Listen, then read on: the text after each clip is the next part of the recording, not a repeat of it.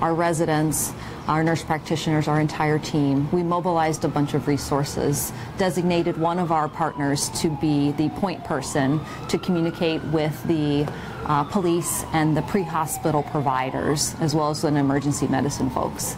And then the rest of us assembled multiple teams and were ready to accept as many casualties as we could care for.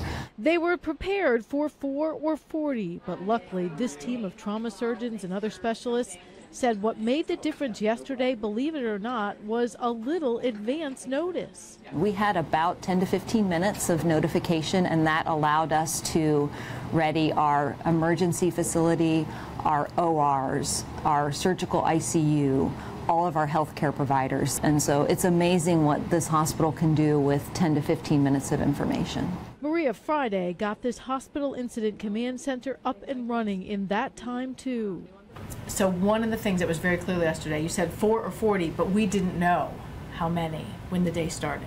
So what did you do? Absolutely. Those situations are very dynamic, and especially in the first seconds, first moments, first minutes, we're not sure because we're getting information from the scene. And what we do in our community is we open up our disaster network to make sure that we can figure out what hospitals can take different patients. It turned out the team was able to receive all those that were sent. The plan they put into action, they said, executed flawlessly. I happened to be working in the surgical intensive care unit here yesterday, which is part of my joint appointment in my role, and so I happened to be here when the disaster took place. But it's a complex of mixed emotions for our day.